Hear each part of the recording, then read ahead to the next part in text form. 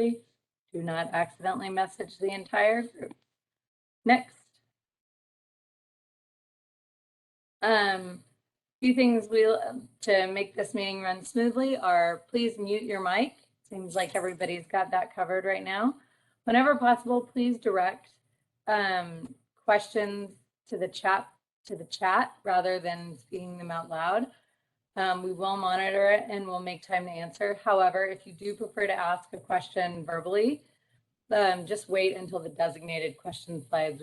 We've tried to include them every few minutes to kind of give space for that. We will be tracking attendance. This meeting is required for contractors who are trying to get on our participating contractor list. So listen up for towards the end of the meeting, we'll give you a cue to sign in with your name and company name in the comment box.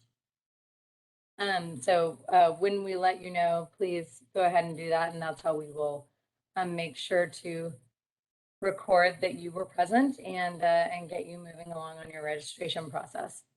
A few notes about wait times right now. We're currently still at about 3 weeks from the time you submit your application till LOI. Inspections are 2 to 3 weeks wait time, and a final documentation review and the final payment to your customer is about 3 weeks after that. I will note that, I know that we may seem like just little black boxes that talk a couple times a month, but we are people and some of us are going out of town for the holidays. So I would expect a little bit of a delay over the holidays, just because of, staff vacation and general holiday things. So give us a little bit of grace. We will work as hard as we can to get back on track afterwards, but we do want to make sure that our team is able to recover and recuperate and get ready for the new year. Next. Some notes about the shutdown delays. For those of you who have not been in this meeting or working in Austin lately, it should be noted that there is a 6-month wait in some areas for shutdowns. So that's for, main service panel rebuilds, things like that require a service shutdown. The wait time is out to 6 months in some parts of Austin. That is not true for every part of Austin. But please plan accordingly and communicate to your customers. I know a lot of y'all who may be installing batteries or things like that will need those. Please note that we will be we'll be more flexible on the LOI milestones for projects that are awaiting shutdown. So, there's typically a 120-day LOI expiration. And obviously, if you're waiting 6 months for a shutdown, we will honor the LOI for that customer's project beyond the typical 120 days. Pro tip here is you have to call in the day before the shutdown. So if you are, and there's the phone number is down here in the next section, but you have to call in the day before the shutdown. If not, they will move you to the back of the list. So please make sure to do that. I apologize. Saturday shutdowns are now closed. For a while they were doing them, but there was pretty minimal uptake. So, so that is no longer an available option. But to schedule regular shutdowns, please call the service dispatch at the number noted here. I will note that Austin Energy and Development Services Department, which is more commonly known as the permitting department, are working on a longer-term solution to mitigate backlogged work, but that is still in the pipeline. And this little table here, sorry, I should have presented this at the top, but this little table here is just a little note about how much storage is growing in Austin. And this is a huge reason why there are so many shutdowns and why there's such a significant delay. You can see we have sort of an exponential growth of storage over the last few years. So that's very exciting, and we're very excited to support that, especially storage plus solar.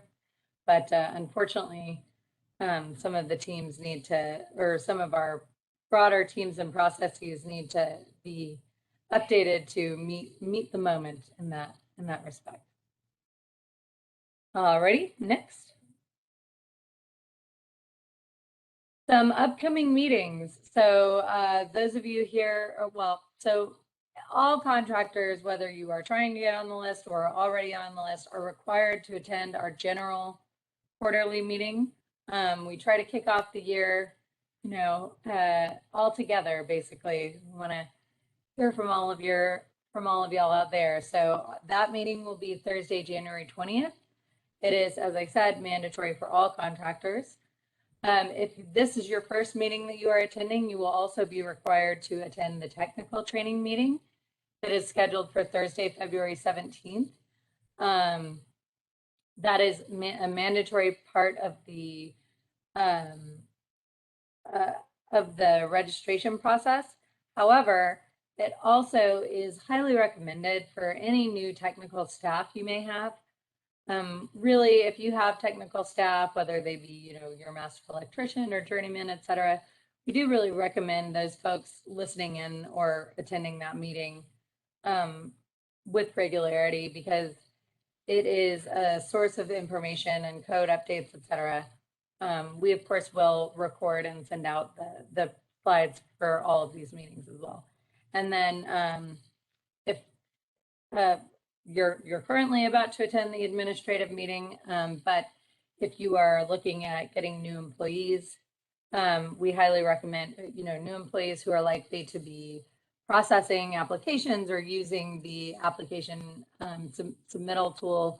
We really recommend that they come to the administrative meeting. The next one will be March 17th, St. Patrick's Day. So easy to remember there.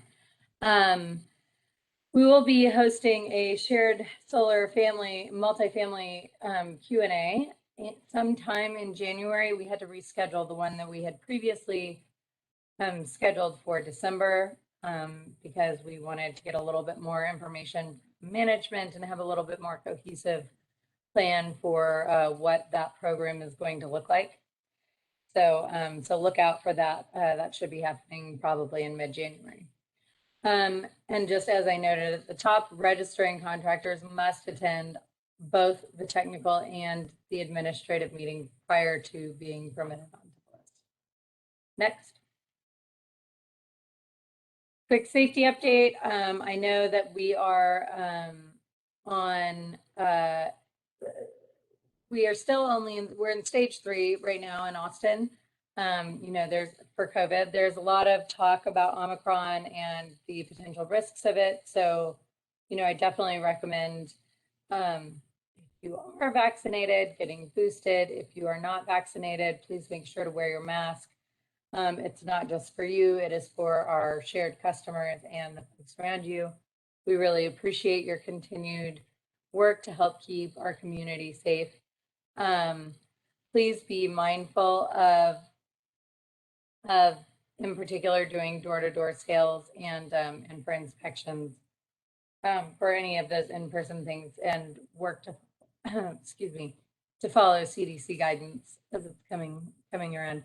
If for some reason you are concerned about attending an inspection in person, which is now required, you will need to reach out to solarinspections@austinenergy.com and let us know, and we can try to make arrangements for you.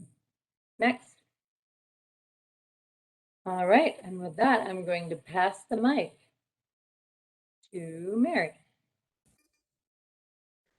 Hey everyone, so welcome. A lot of you on this call are probably here because you are registering to become a participating contractor, but I still want to go over some of the different processes that are involved. So the first step is registering with the City of Austin as a vendor to be which allows you to participate in our rebate program, but it also allows you to bid on projects, right? Sometimes there are RFPs that come out from the city and from Austin Energy. And so registering with the vendor has that benefit. The next step then is to apply with our program to be in the rebate program. And there are some documents that you'll be reviewing. There's the Solar Contractor Handbook and Code of Conduct. Those two are very important. They lay out the expectations that we have for contractors and various compliance guidelines.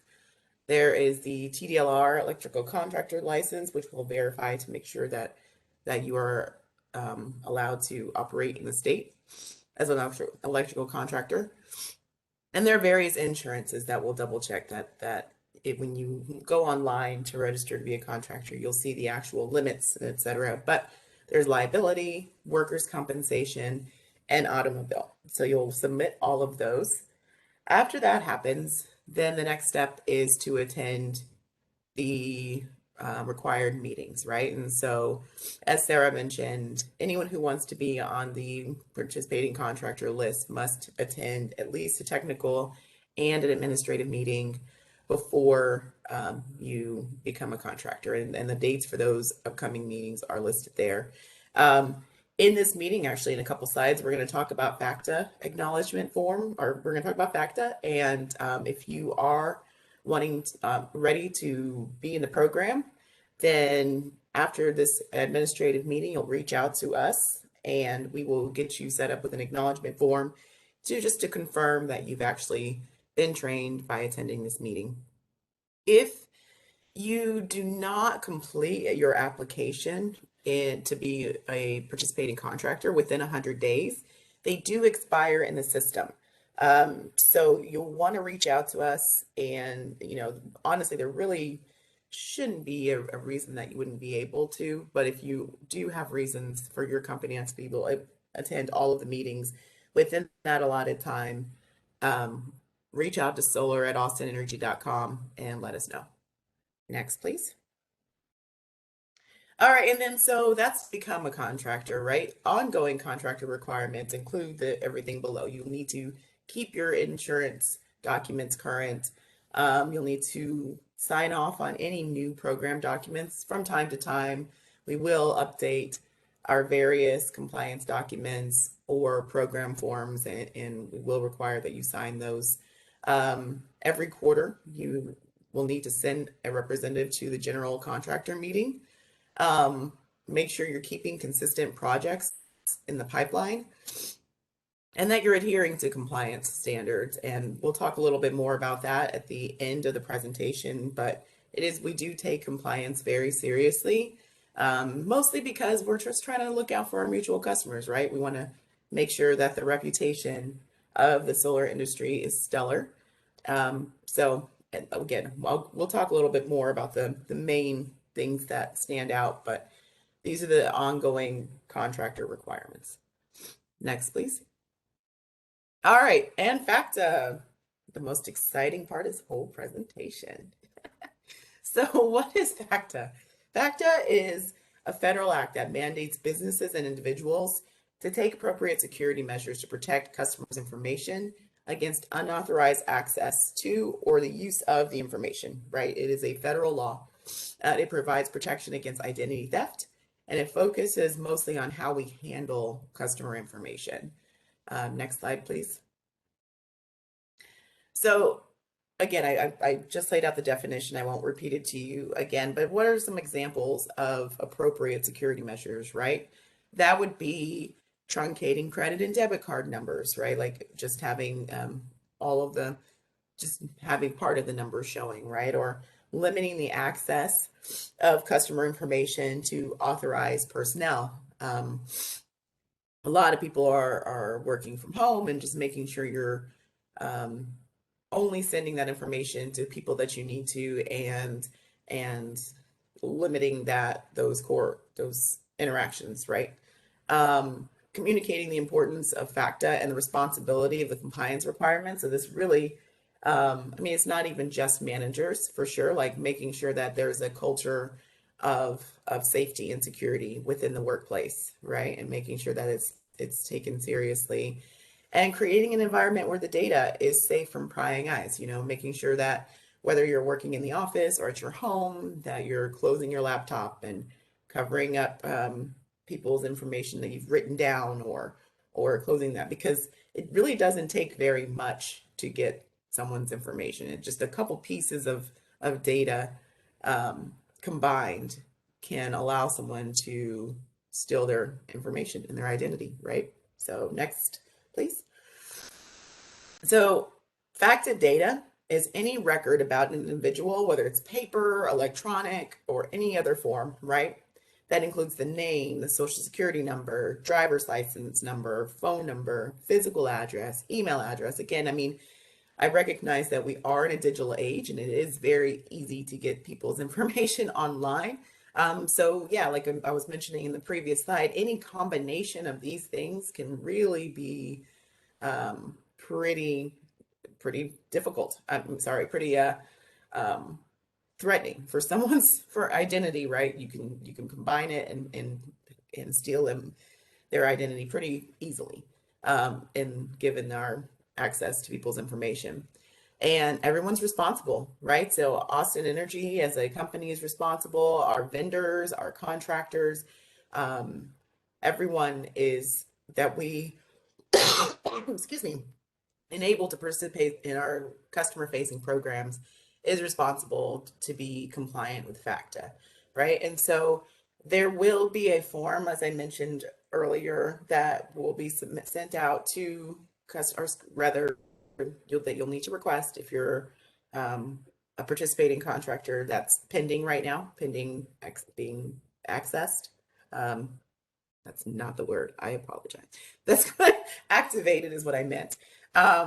Reach out to us and we will send out that statement of acknowledgement. And, you know, we do renew training annually.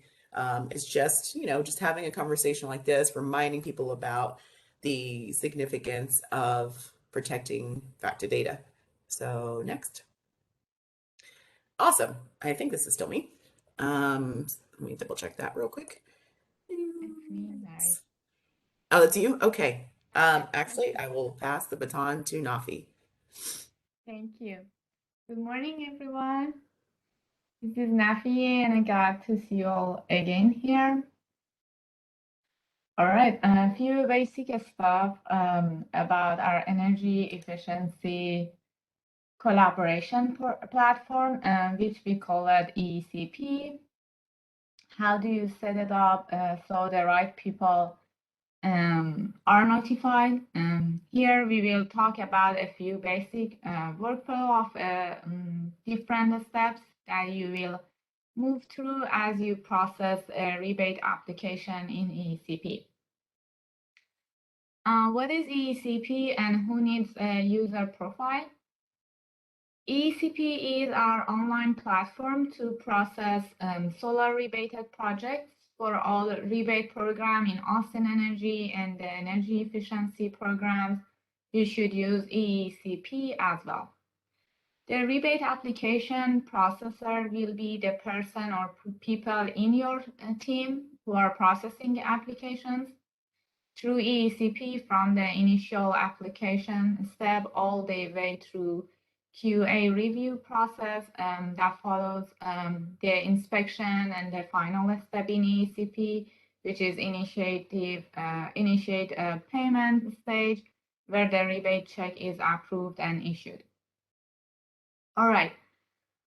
The best practice for user profile is to have a resource account, just a general account for the full team. And the next best practice is to have one profile per person who's working on submitting application through Eecp. The worst practice is to share one single person user profile. So just make sure to use those best practices. If you have user profile logging issues, just make sure to email us at solar@austinenergy.com, and we can work on to get that resolved for you as quickly as possible. Most often, it happens because the insurance document is expired. If the insurance documents expire, you will have your account inactivated in the Eecp right away. So just make sure that whenever your current insurance is coming up on its expiration, then you get that renewed and you'll get those new insurance documents over to us so that we can make sure to maintain your Eecp account active. Password changes, that can also lead to some login issue. So just make sure to notify us if you have any of those issues as well. Please keep in your mind that if you don't log into your account more than 30 days, it will be inactivated. All right, so what's the process in Austin?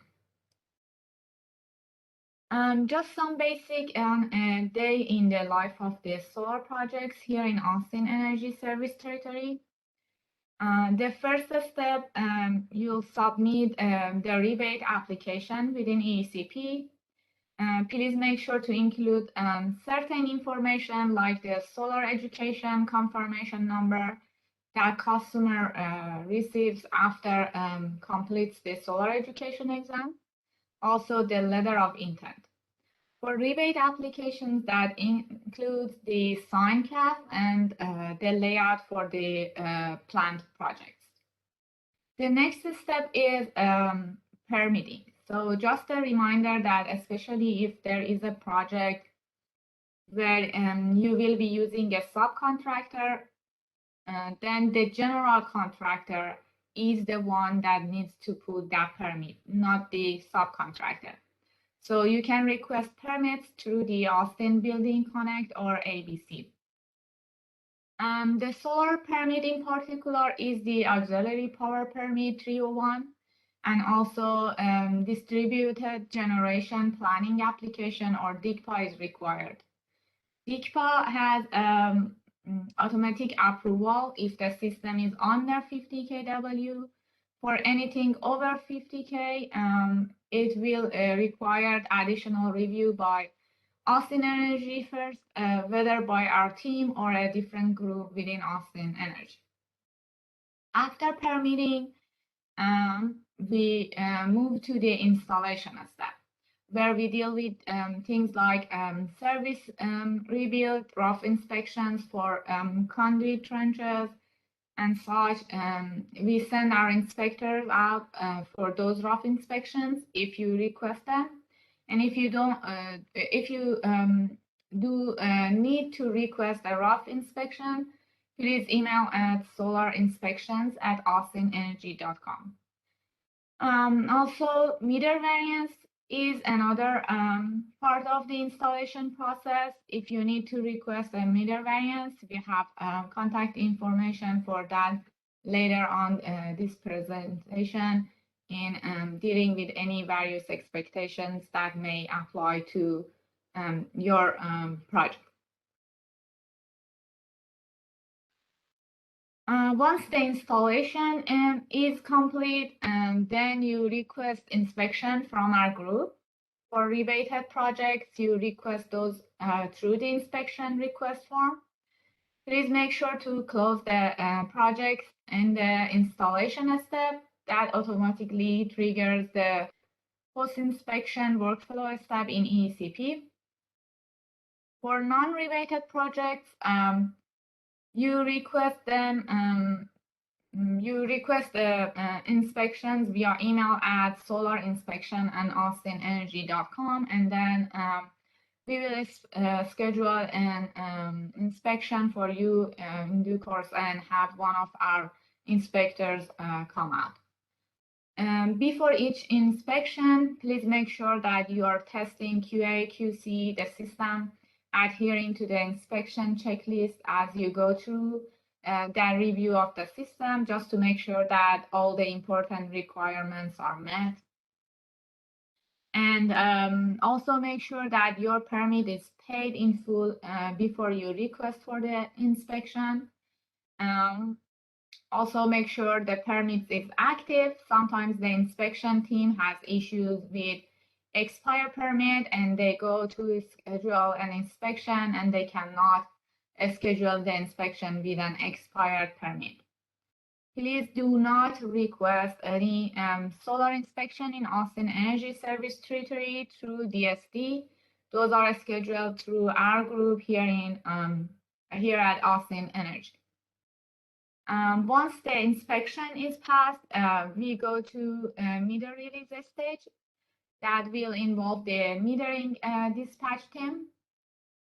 So how it works is we will notify the metering operations group that meter is ready to install, and within 2 weeks after passing the final inspection, typically the team will go out and install the solar meter on the customer's property, and then you can energize the system after that. The project is now the project is complete, and then the last step is miscellaneous steps. Things like solar billing permissions operates and loan closing documents. We realize there are some variation in ACRES projects as to use some of the final requirements of the customer will have. And in particular, looking at permission to operate, even though Austin Energy does not issue formal PTO letters within its service territory. If, for instance, your customer needed additional proof of PTO for a loan or for a different type of circumstances that we do not normally see, and then just let us know by emailing at solar@austinenergy.com, and we can certainly arrange to provide additional documentation. So these are just some miscellaneous circumstances in which additional attention may be required to the project.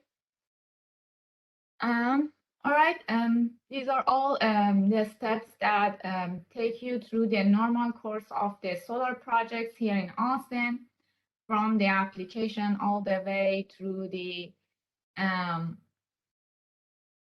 installation of the solar meter and energizing the system, and the payment of the rebate check in case of rebate applications. Any questions? All right, so I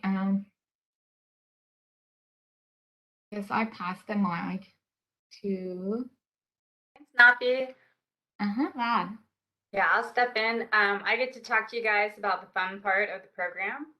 We'll talk about the solar bill credits and the rebates that we're offering, what we're all about.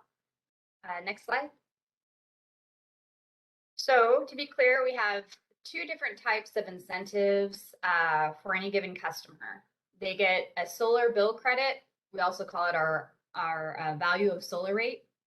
And that is a monthly on-bill credit that they'll get for the entirety of their generation. So everything that's coming off the roof, we have a meter on that, and then we're crediting them for that. It's different from net metering, which we'll talk again about on the next slide. And this is available for all residential and commercial customers. So we'll talk a little bit about that, and then discuss the rebates and incentives that we consider, like the rebate program. Yeah, rebates. I'm going to say the word rebate a lot today. Can we go to the next slide? So on this slide here, we're talking about solar bill credits that are available to our residential and commercial customers. On that top part of the chart, you'll see the value of solar rate. So all residential customers, whether they were installed 5 years ago, 10 years ago, or whether you're going to complete their system in 2022, they are all getting a 9.7 kilowatt hour rate for all of the solar energy that they produce. How we referred to it in the previous slide, we've decoupled the solar production from the solar consumption. So any solar customer here is going to have 2 meters. That's a big part of the installation process. And the reason why is so that we can give them these solar bill credits. So we are measuring the solar coming right off the roof, and then we give them that credit for everything that they produce, and they'll see that on their bill. And then, at that point, Austin Energy has paid for that energy. We consider it ours, and then we will be billing them for all of their consumption through our tiered rate structure, which you can find more out about on our website.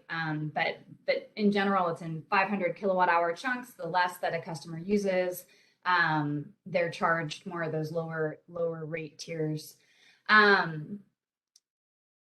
So that's our residential side. On the commercial side, we offer a slightly lower rate. So if you have a commercial meter, you're going to see a lower rate. And this is because there's a potential for demand charges and some other things at play. So anything under a megawatt gets 6.7 cents. Anything over a megawatt, we will credit 4.7 cents. So these values are determined by studies that we did a little while ago, looking at what is the value of solar and avoided costs of transmission, distribution, generation. We have some environmental benefit built on there. And as that makeup changes, as you know, things in Texas are changing, those values will change over time. So that's the value of solar rate. And then for commercial customers, they are also eligible for an additional performance-based solar rebate that comes through as an on-bill credit. So we'll talk about this more in the next slide too.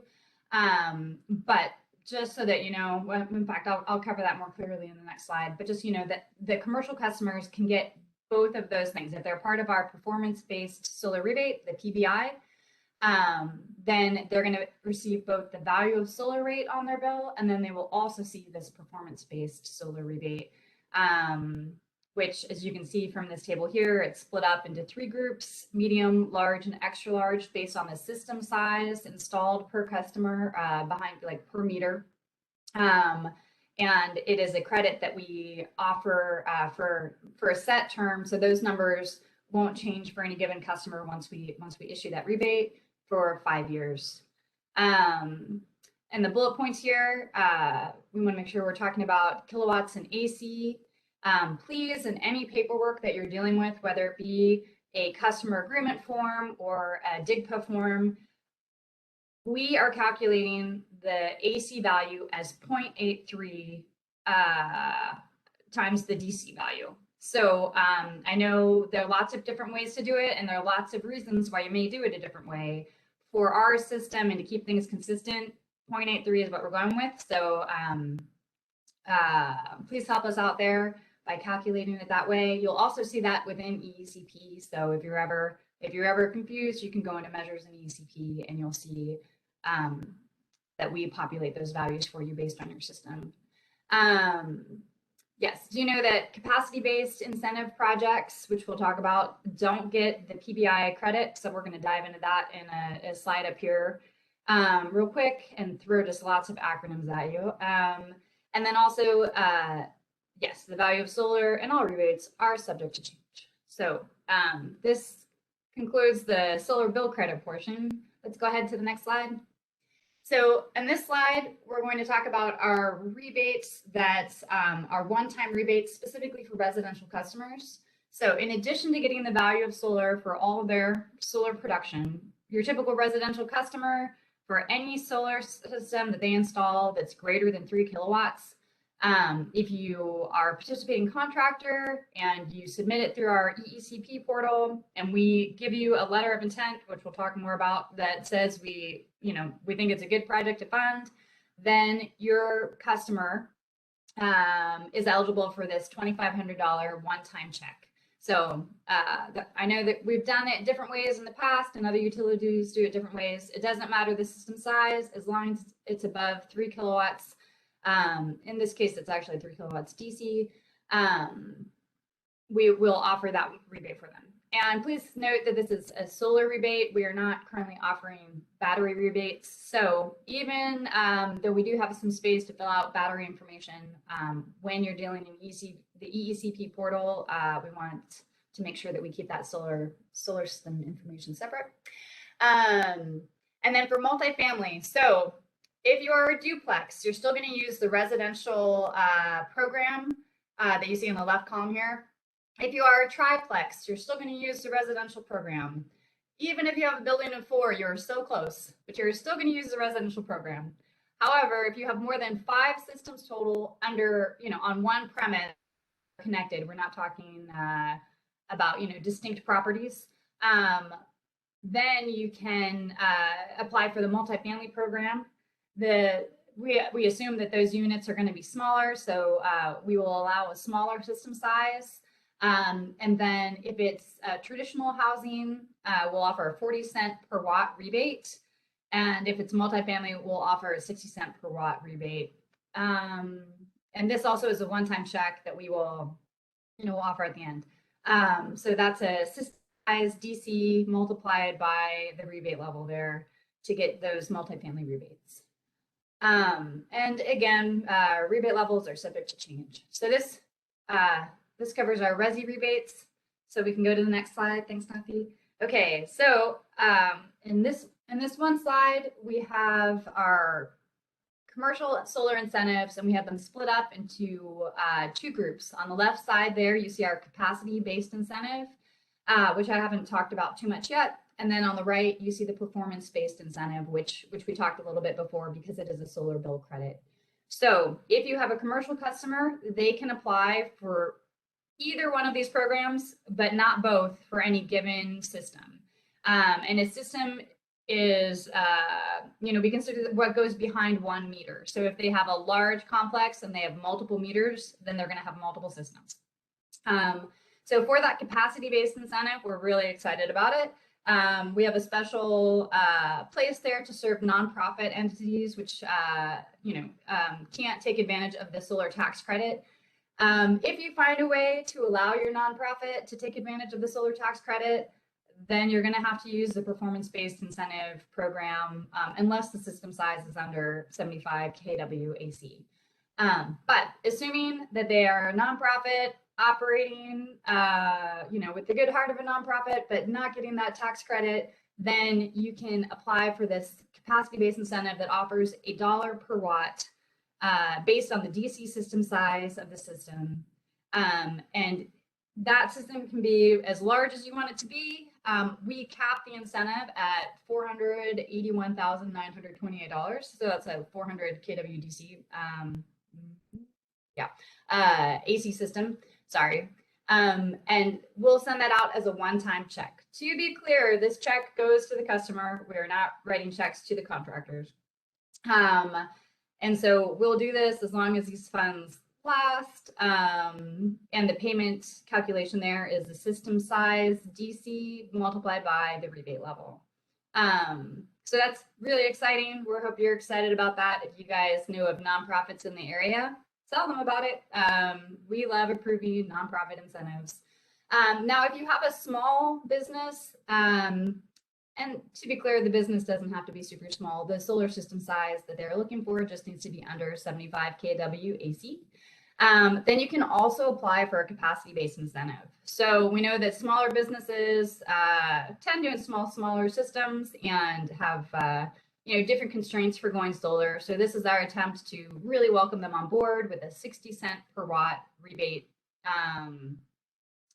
So that incentive caps at $54,217. It is also a one-time check. It also will go to the customer. It does not go to the contractor.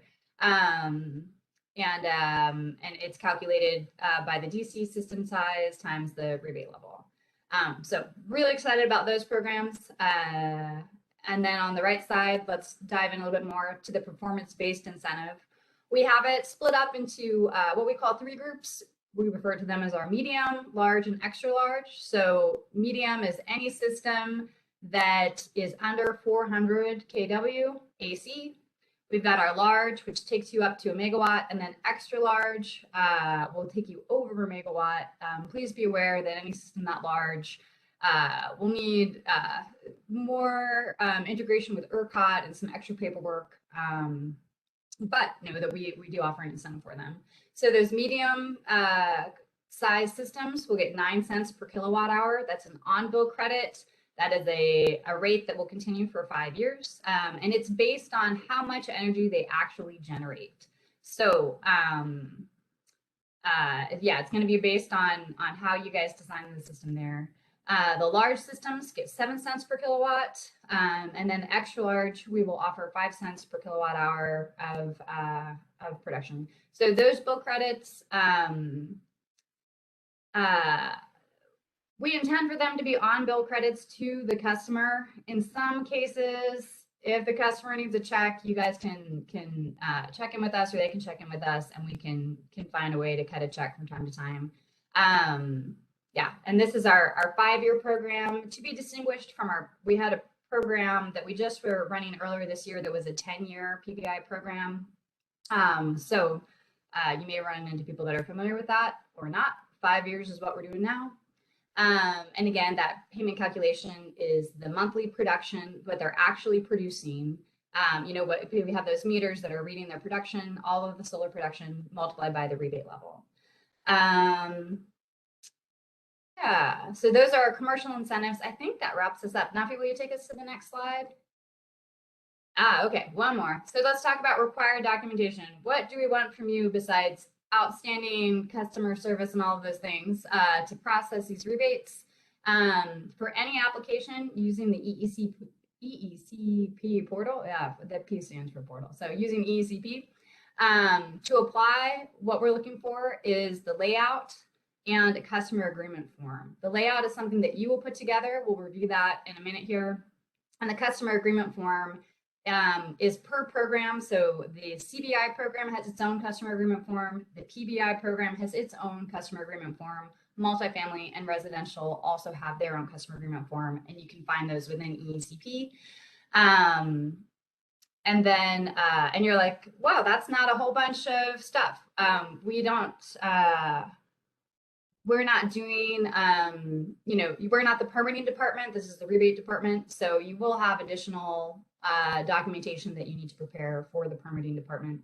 To request an inspection, you guys have to do a little bit of double duty here because we do want to see the invoice for the systems. And for commercial, we also need to see a warranty, which we'll cover a little bit more further down.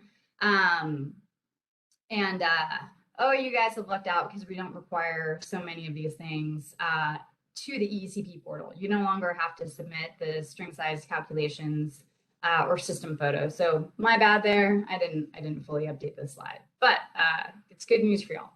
And Eecp will tell you what documents are required. It won't let you pass the step if you don't submit the required ones. Okay, and then upon request, if you guys submit something and it's a customer who wants a solar system, you know, producing twice as much as what they seem to be consuming, we're going to reach out to you and say, hey, can you give us a justification for why they would need a system this big? There are also warnings in Eecp when you submit to say, hey, this system seems really big. And, you know, when you get that warning, instead of just pushing OK and pushing it through, you can back out and then go ahead and upload, you know, they're getting an EV or whatever it is that they're doing. You can make sure that that information is already included, and then we can process your application more quickly. And sometimes we don't like to do it, but sometimes we're going to ask for a shade analysis. That could come from Nafi, who is very diligent about going over our applications, or it could come from one of our inspectors if they make it on site and, you know, things look really shady. So we definitely encourage you to get ahead of this by, you know, putting a little extra work. If there's a client of yours that has a lot of trees, you know, put a little extra work up front and make sure that you are accurately accounting for the shade. And that also helps us process applications sooner. So we're going to talk more about those in the next section here. Mary's done an excellent job of organizing all of our marketing efforts and making things easy to remember. She's always thinking about the best way to communicate things. And so on the bottom of the slide, please take note. Anytime you need to figure out some information, a great place to start is austinenergy.com/go/solar or austinenergy.com/go/commercial solar. I mean, they're even fun to say. Thanks, Mary. All right, next slide.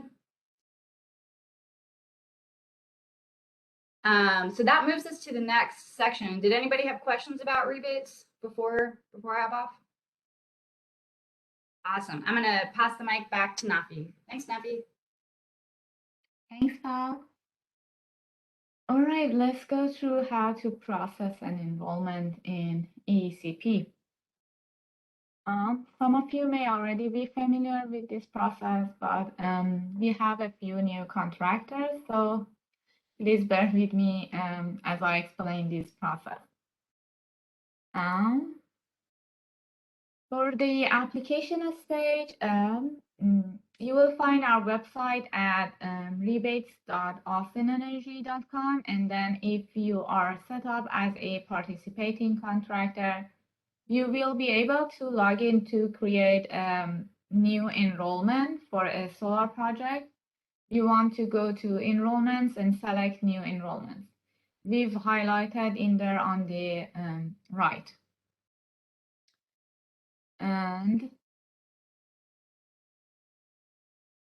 And you want to select solar PV residential education programs for the residential project.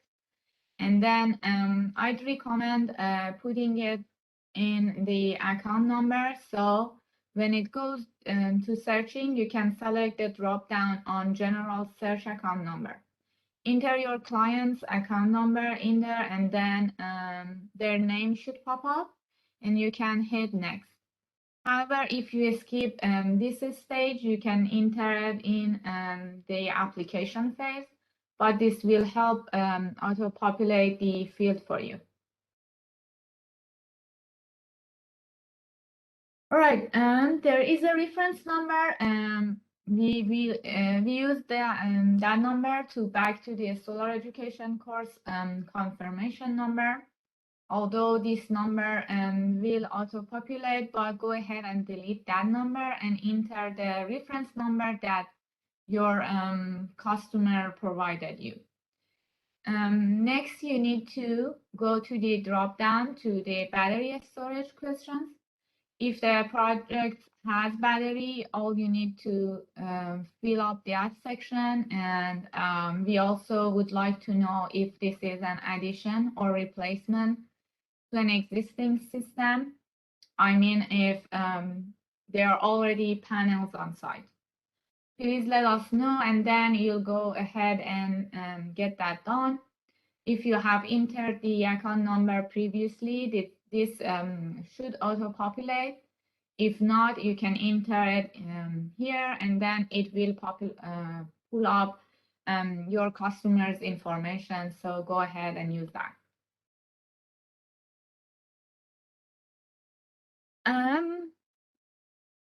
We have here we have the applicants or the account holder.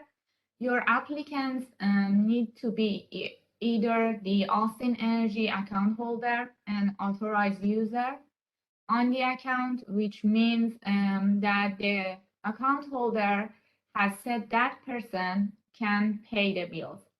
And or they need to be listed as a property owner in Eecp.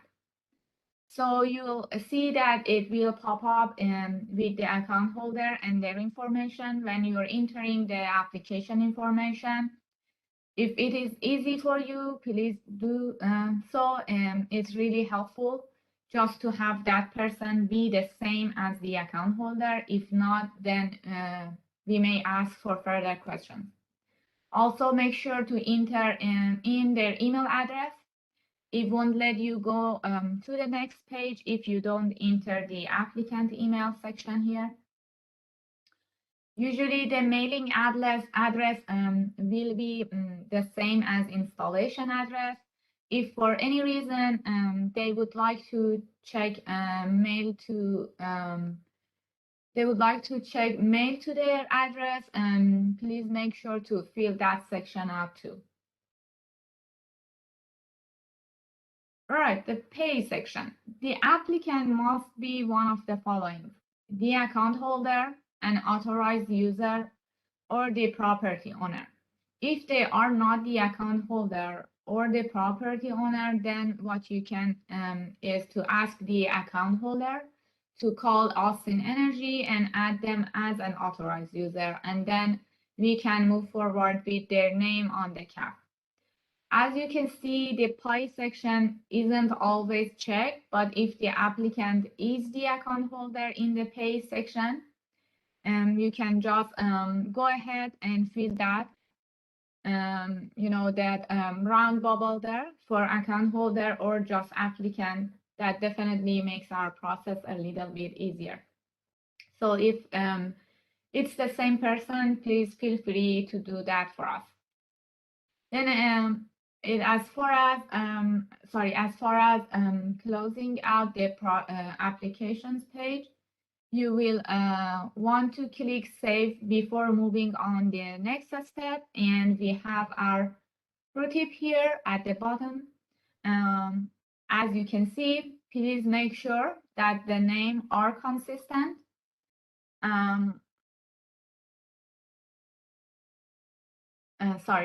The name are consistent, so applicant as you have listed on Eecp on the application page needs to be the same as applicant name that you have on the CAF, and that also needs to be the same person who signs the CAF.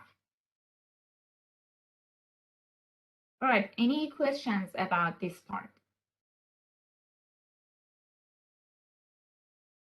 All right, let's move on. The next page in Eecp, as you can see, is to upload the document. So you can see on the right-hand corner, we were on the application information page. Now we've dropped down to the documents page, which you will be able to enter the 2 documents that are required to submit a project for review for the letter of intent. So 2 documents that are required are the CAF and letter of the intent. So those documents are the customer agreement form that we call it CAF, and the layout.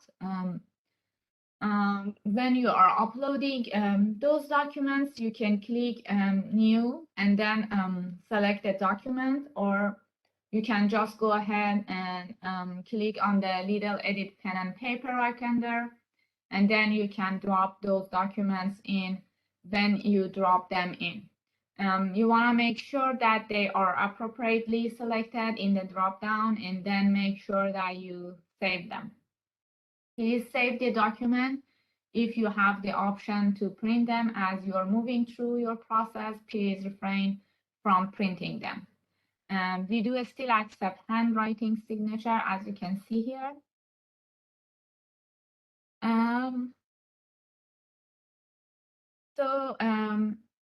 As you can see, here is a detailed instruction on how to save these documents. When they are saved correctly, you will see a green check mark. Just keep in your mind that we won't be able to process your application if you do not have these 2 documents. And if for some reason you uploaded a new document and you want me to review those, you can always leave a comment here to say which one is the one that we need to review. All right, in order to access to the measure the page in Eecp, you should right click on the white space here. Module are grouped, and you need to choose which brand and model they are. For the orientation, and when you are entering the orientations for your project, please know that even if you have arrays that are separated on different surfaces, if they are in the same tilt and azimuth, you can enter them in just one orientation. So a lot of time you'll have 3 orientations that are all the same azimuth and tilt, so we want to enter them into the orientation. Production,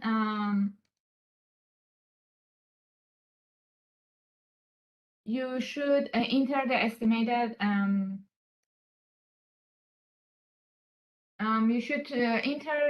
the estimated annual production of your system as it's been estimated in the CAF, as well as the annual home energy consumption. Please take into the consideration if the system have some shade, then you should be accounting for that, and then the estimated annual production number will probably be lower than our PV watt generating rate. You should also let the customer know that the system is facing shade and you are accounting for that.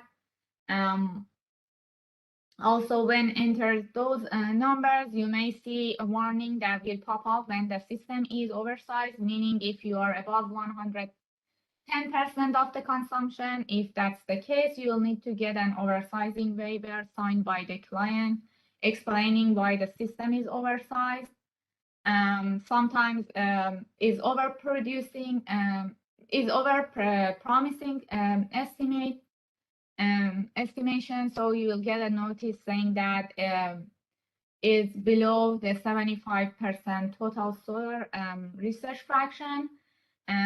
So when it come up, you can still hit OK, but I highly recommend go back and check your documents and review your work.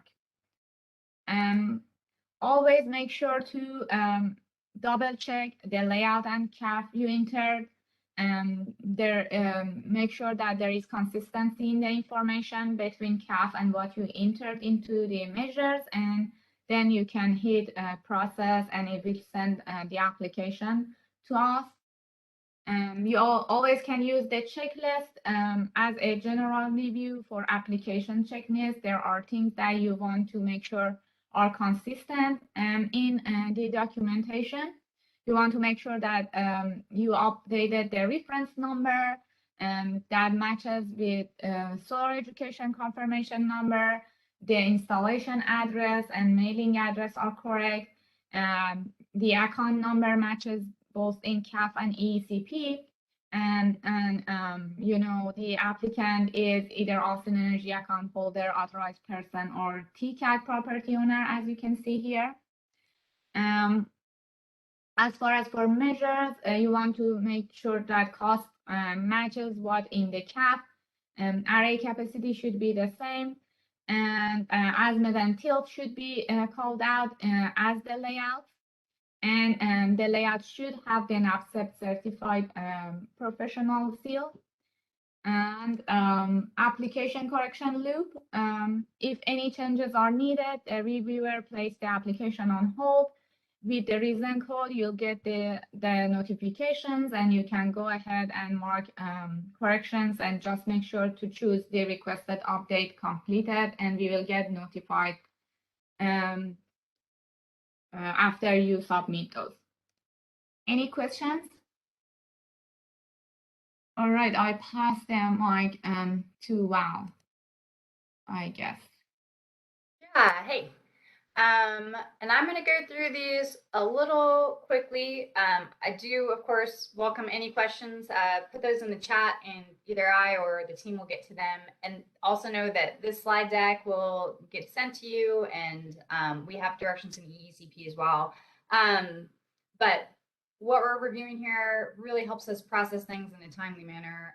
So if I can have your attention, I'm going to run through some of these. So our customer agreement form has the word customer in it because that is where, you know, we mostly communicate with y'all, but that's where we see that the customer is signed in and knows what's going on. So it is important to us that anytime you guys submit a document that is supposed to be signed, be that the customer agreement form or the invoice, that it's saved correctly.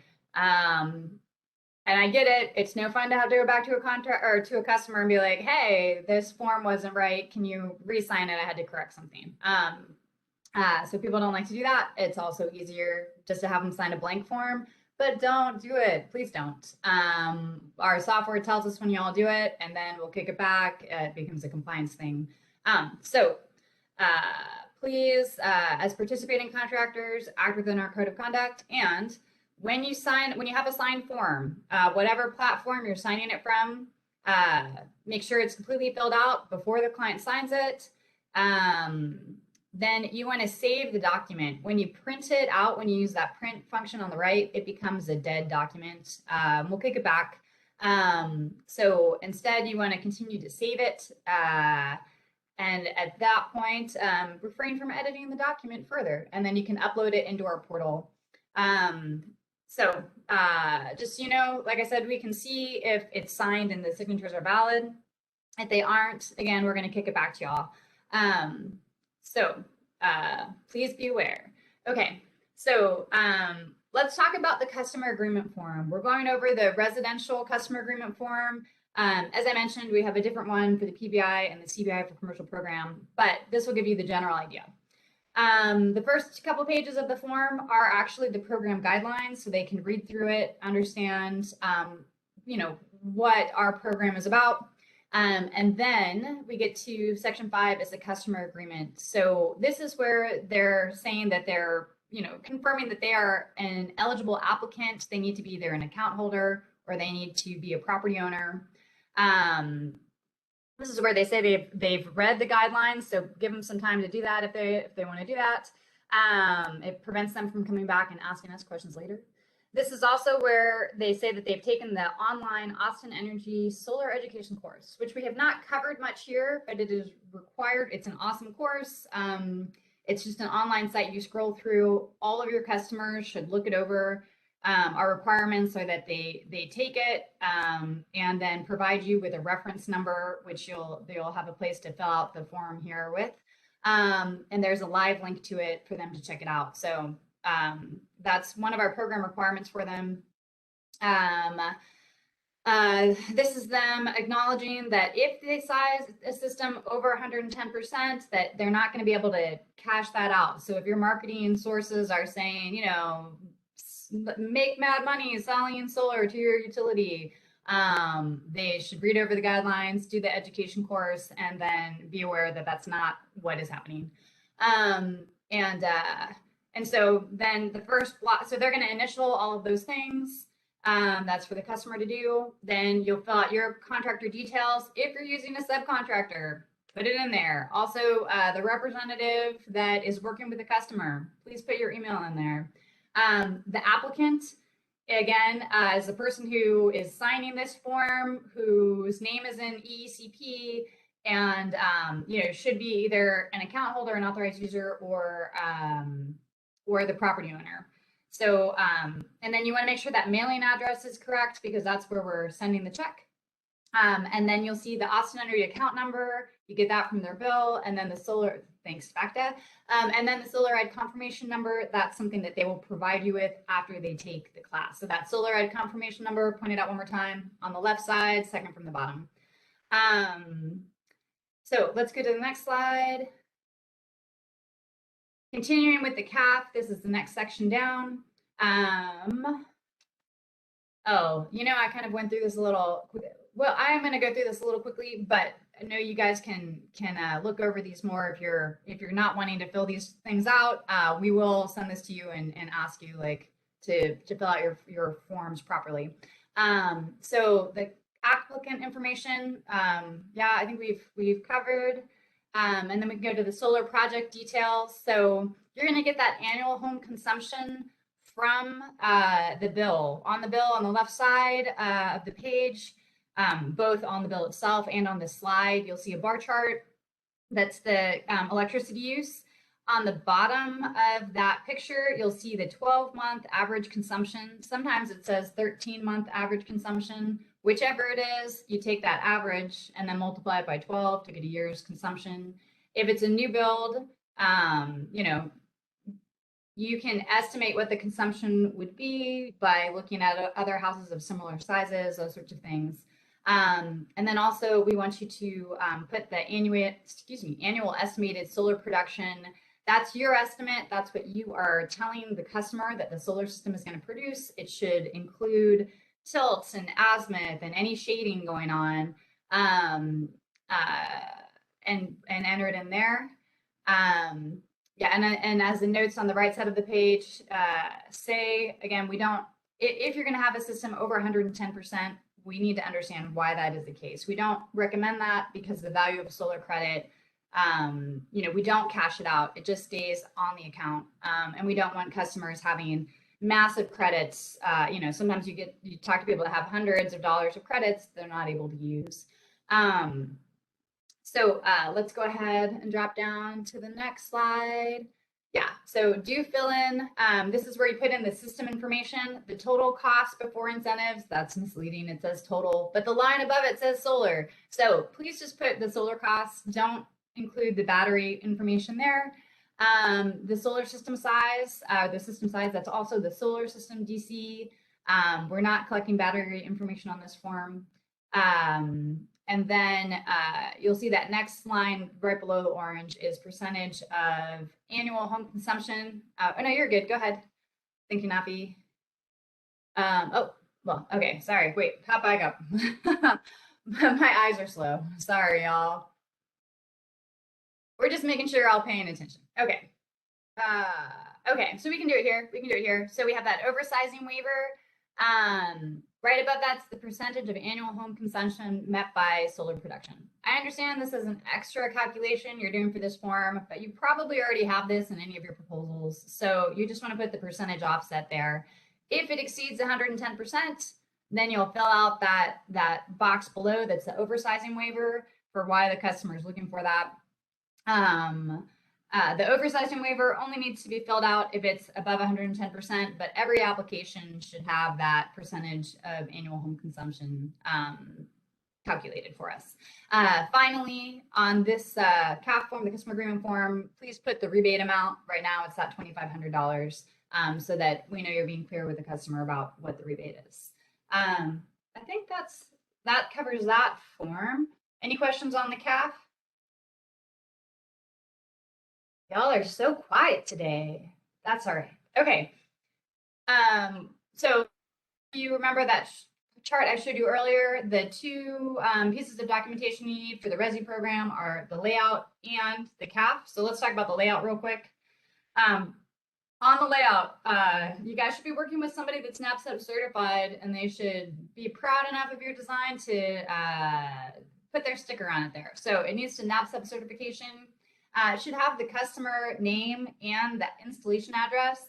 If there is a unit or an A or B number, anything like that, please add that to the layout. And in fact, make sure you do that throughout. So if there's a unit number, please always add that every time. To the CAF, to the layout, anytime you're writing it down when you're talking to us, we really care about those things. Let's see. Yeah, your company name should be on this form. And then you need to be listing the tilt and azimuth for each orientation of the solar system. So in this particular one, you should have one listing the east and the south and the east side there. We want you to tell us the model rating and type, the inverter rating and type and number if there are multiple, for all the arrays. And you can see here too, it points out where the meter, main distribution panel, all of those good things are. So this is what we want to see in a layout. It's not as complex as a one-line diagram, but this is what we're looking for the rebate program. Bonus points if you use satellite imagery. Next slide. Pre-inspection and Eecp. All right, so let's say Navi's walked you through the application stages.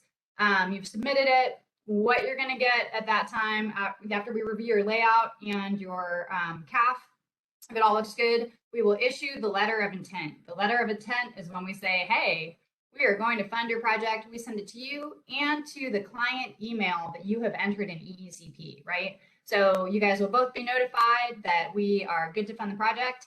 Then you can go ahead and install. We really don't recommend installing before the letter of intent, because if for some reason we find something about your design that we don't want to fund, the system's already installed and you're kind of caught. So after you install, oh yeah, sorry, that's a pre-inspection stuff. Man, sorry, my caffeine is working against me here today. So during the pre-inspection, it's a two-step process for us. So Nafi is looking over the original applications, and I double check everything throughout this process. We're double checking all the stuff. So I'm gonna check everything out, and then I will kick off this letter of intent. So it looks like the letter over there on the right, it's got, it mentions the enrollment number, which is not the reference number. And then if you have any questions about things going on, please always email us with that enrollment number in the subject line at SolarAt. That helps us figure out what's going on. Yeah, this this letter of intent just says, hey, we're going to fund it. You've got 120 days to schedule an inspection, and you got to notify us if anything is changing. One more time, just because it's in bold and it's so worth saying.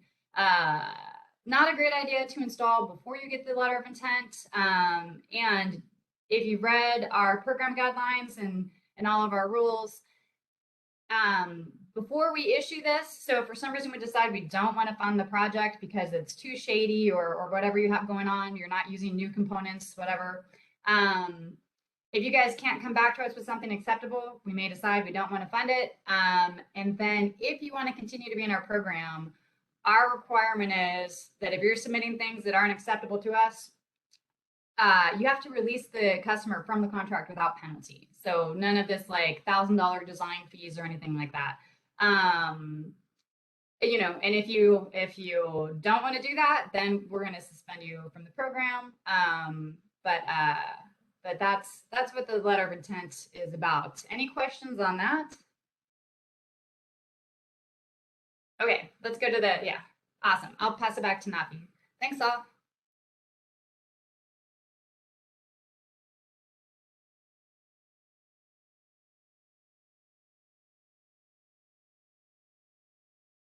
Actually, I think I'll jump in here and explain this part.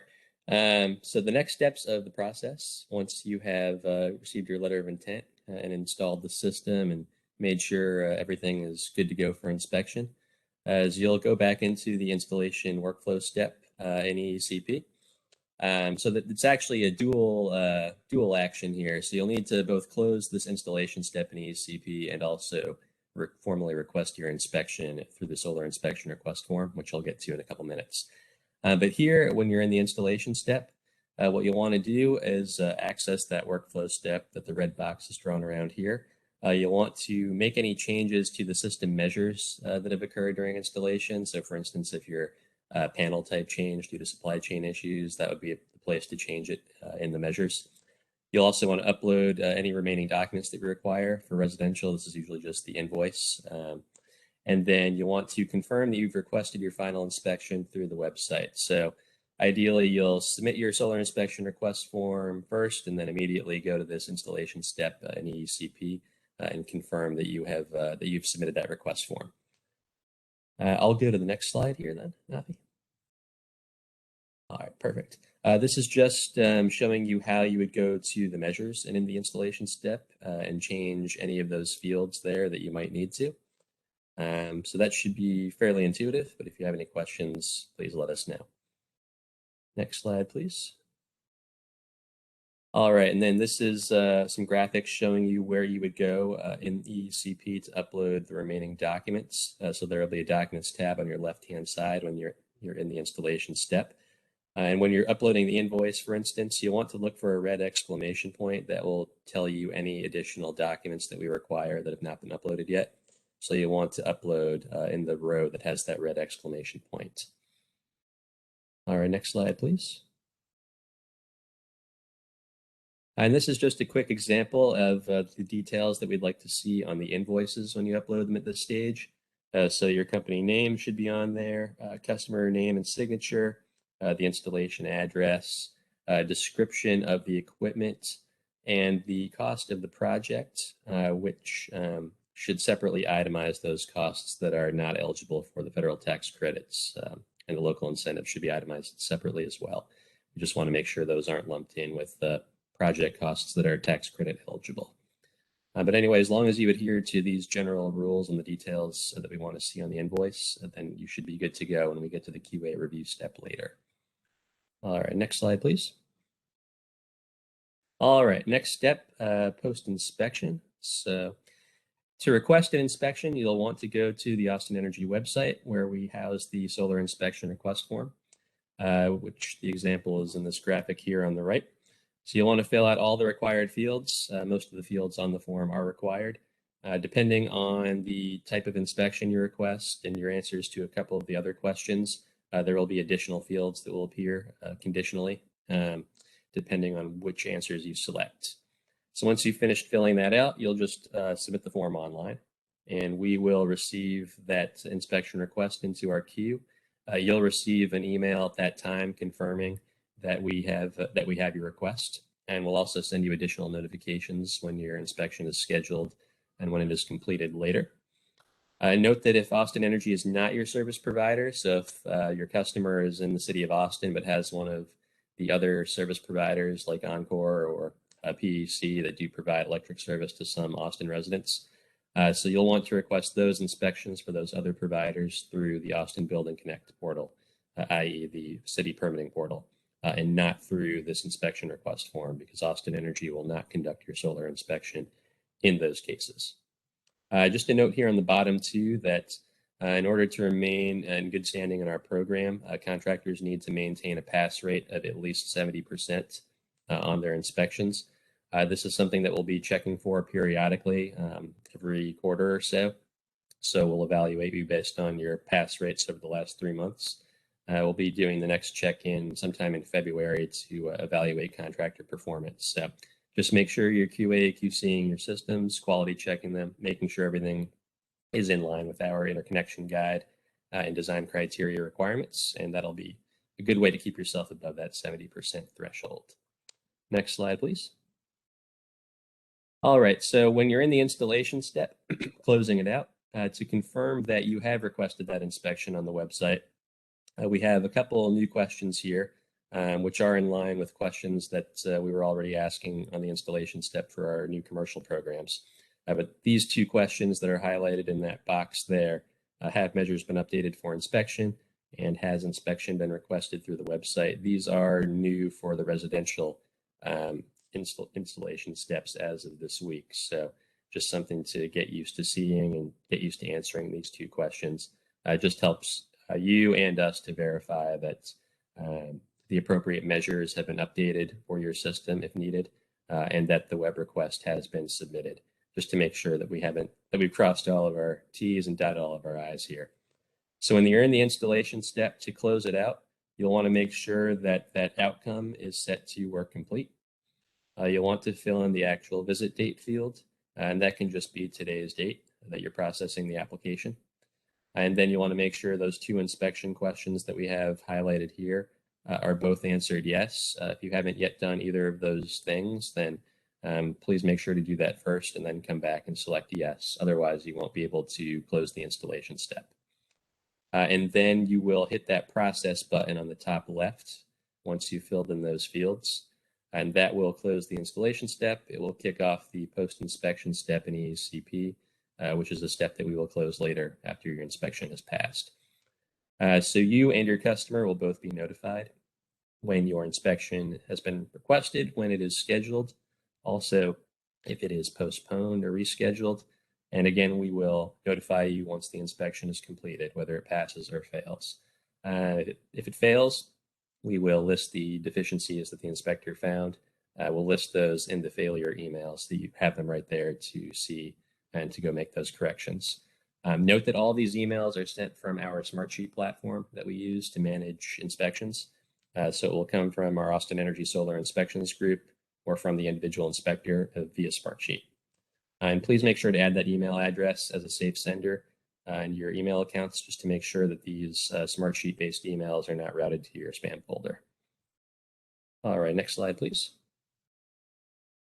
Any questions here? All right.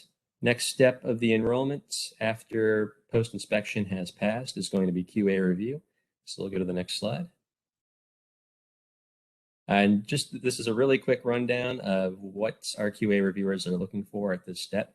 So this is the final document review step where we double check your enrollment documents again to make sure that they include all the details that we require, to make sure that pertinent details match up to the information that you've listed in the actual Eecp portal. So we'll be looking at the invoice, at those details that we discussed a few slides ago, just to make sure that everything aligns with what's listed in Eecp. We'll be looking at the warranty statement. So that will either be part of the invoice or it can be a separate warranty document, but we'll want to make sure that you've stated that there's going to be a minimum 10-year warranty on both the workmanship and the equipment for the project. And then we'll be looking at the layout once again as well, just to make sure that everything checks out there. including to make sure that that NABCEP endorsement is on the layout, which always is required. All right, next step, please. I believe Sarah's going to take over for us on this section. Yes, thank you so much, David. So I'm going to do a quick run through basically of just some program compliance things. Just a quick note, the reason for compliance is to ensure that your customers and you guys are able to sort of prosper and do well in Austin, and to sort of give an upper hand to the contractors who want to operate ethically in our territory. So that's what we're trying to do. We're not trying to, you know, hold your feet to the fire or, you know, nitpick about various things. We're just trying to do right by our ethically operating contractors and our customers. So, few notes. We don't regularly review solar proposals, but if one is brought to our attention by a customer or by some other means, here are a few things that we're going to look out for. Please note that in your proposals, you may list the value of solar. You can calculate your payback using the value of solar, noting, of course, that it is only available as a bill credit. I would also encourage you to communicate to your customers, although it is also included on the website, that value of solar is subject to change with utility rate evaluation. So just bear that in mind. Qualifying things that would result in a compliance action would be if instead of using the value of solar, you tell your customer that they're getting net metering, because that is not consistent with the way that they will be billed. Nor should you be guaranteeing value of solar at a specific rate in perpetuity, because as I noted, it is subject to change with rate cases, with utility rate cases. Our utility rate escalator is set by the PUC. So as Austin Energy is one of the handful of regulated utilities in the state, we are required to maintain our rate escalator at 2% or less year over year. So if we find a proposal of yours that is indicating that the utility rates are likely to go up 10% year over year, that is disqualifying because it is misleading. Finally, for the federal tax credit, the highlight here is just make sure to subtract out discounts and incentives prior to calculating the amount of tax credit the customer is eligible for. And also, we encourage you to encourage customers to seek advice on eligibility from a tax professional. There are many folks who do not have enough of a tax appetite to take advantage of the tax credit, and they may have to take advantage of it over a few years or may not be able to take full advantage of it, depending on the size of the system. So we are not tax professionals. Most of y'all are not tax professionals. Please encourage your customers to seek advice from tax professionals on that note. So next. All right. I know we've talked to you guys a little bit about customer signatures. I'm going to reiterate this because it has historically been a pretty big challenge in our program. But as Val noted earlier, we know when documents are being altered after they've been signed. So some ways to mitigate that. You may get ink handwritten signatures. Please, if you are not getting a in-person handwritten signature, use a verifiable tracking method such as DocuSign for electronic signatures. Quick note on that, copied and pasted signatures do equal electronic signatures. They are not considered a wet signature. And finally, provide a new signature if there have been any changes in the document after signing. Think about if you're writing a check and then somebody changes the amount of the check. We don't want that. We don't want that for our customers on the customer agreement form. So those are the main things to note there. Next. Be aware of where you're getting your leads. This sort of issue kind of ebbs and flows in our territory, but there are a lot of shady marketing and lead generating companies out there that will happily take your money and give you leads that were ill-begotten. So just note, not all marketing companies are the same. To help you protect your reputation, familiarize yourself with Austin Energy's advertising rules. These are enumerated in the Code of Ethics, which all of you have access to and will have signed by the time you get into the program. Choose companies that are transparent about where they're getting their leads and that permit you to review the ads before they are sent out, or at least are willing to show you the ads from which they are getting leads generated so that you can make the decision for yourself. Feel free to provide a list of misleading statements that are not permitted to the company as you are developing your relationship, such as, solar at zero cost, or net energy metering, or, make a ton of money with solar on your roof. Negotiate the terms of payment with the company based on the ad content. This is, you guys are the most effective tool for us in mitigating the predatory ads out there on Facebook. So think about your grandma, think about your grandfather, think about, what kind of information they would need if they were going to go solar, and ensure that the lead generators and ad companies that you're using are keeping with that expectation. Next. Few misleading words, as noted in the previous slide: free solar, make money from solar power, net metering in Austin, statewide rebates, and to that end, countywide rebates as well. I see those occasionally on the Facebook. Next. Finally, we, part of our mission is to ensure responsible use of the public dollar. And as a component of that, we are just not willing to rebate. We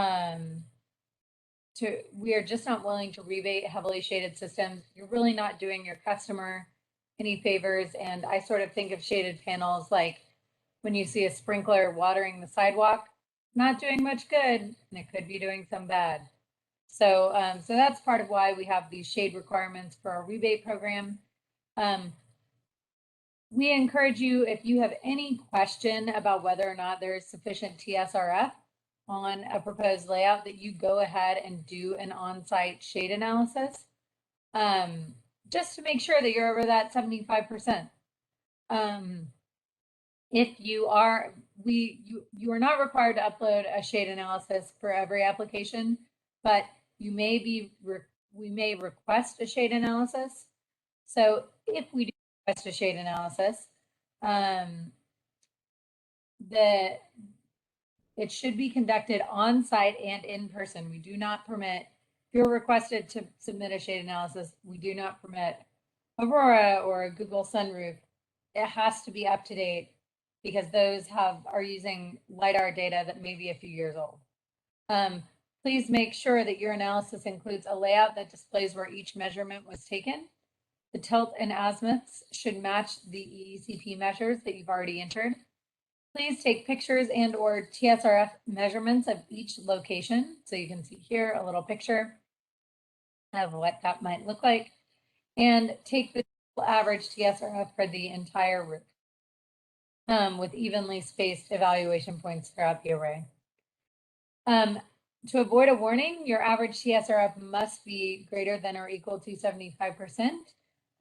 We reserve the right to request TSRFs for specific locations if you did not take them in your original evaluation.